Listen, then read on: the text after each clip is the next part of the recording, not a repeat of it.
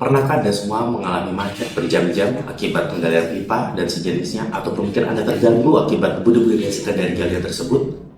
Kita membutuhkan listrik, kita membutuhkan air bersih, kita membutuhkan listrik yang internet yang stabil, tapi kita benci dengan prosesnya, kita benci dengan proses galian konvensional yang ada. Saat ini, saya Abed Nego, saya sudah 13 tahun bekerja dalam dunia konstruksi. Saya akan memperkenalkan kepada Anda sebuah metode yang lebih efektif, sebuah metode yang lebih pintar untuk bisa mengatasi hal-hal tersebut. Metode yang akan saya perkenalkan adalah Horizontal Directional Drilling, atau yang bisa kita sebut HDD. Apa itu HDD? Sekilas mungkin kita jangan membayangkan itu adalah galian-galian dan galian yang ada pada umumnya. Kita harus membayangkan HDD seperti menjahit di bawah tanah. HDD ini memiliki 3 tahapan utama. Yang pertama, proses pilot bore, di mana nanti operator akan memasukkan mata pilot bore ini ke dalam tanah dan akan mengarahkan mata pilot bore ini sesuai dengan track yang sudah didesain dan juga mengarah pada tujuan yang sudah kita desainkan. Pada mata pilot bore ini terdapat sebuah sensor yang dapat mengirimkan data posisi, kedalaman, kemiringan pada layar monitor di kabin operator, sehingga operator dapat melacak apakah mata bor ini masih sesuai on track ataupun sesuai kemiringannya, apakah mencapai titik tujuan apa tidak.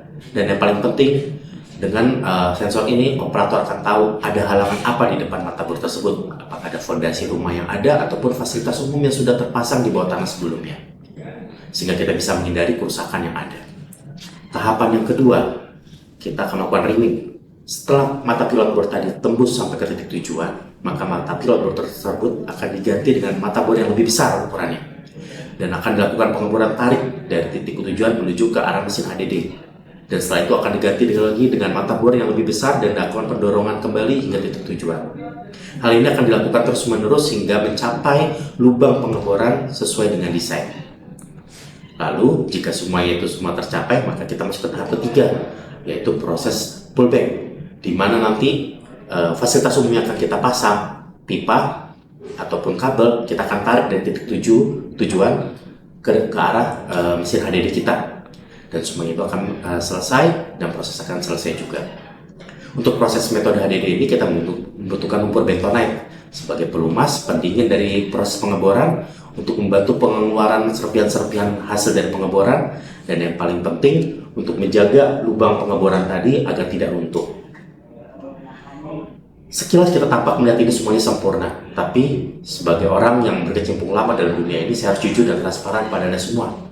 Ada nilai positif dan negatif yang ditimbulkan dari metode ini.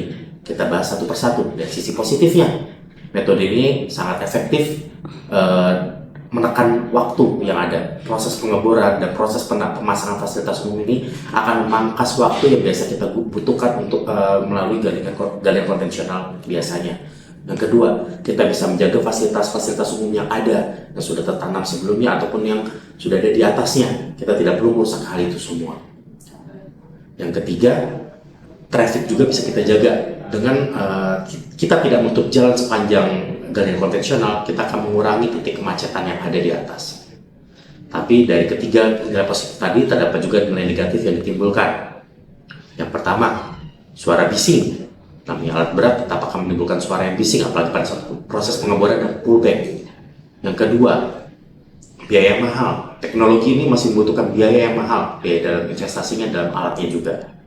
Yang ketiga, frack out. Jika tanah di situ tidak bagus ataupun banyak retakan, maka lumpur betonnya tadi akan keluar dari retakan tersebut dan mungkin akan masuk ke fasilitas umum warga sekitar dan akan menimbulkan keluhan yang baru.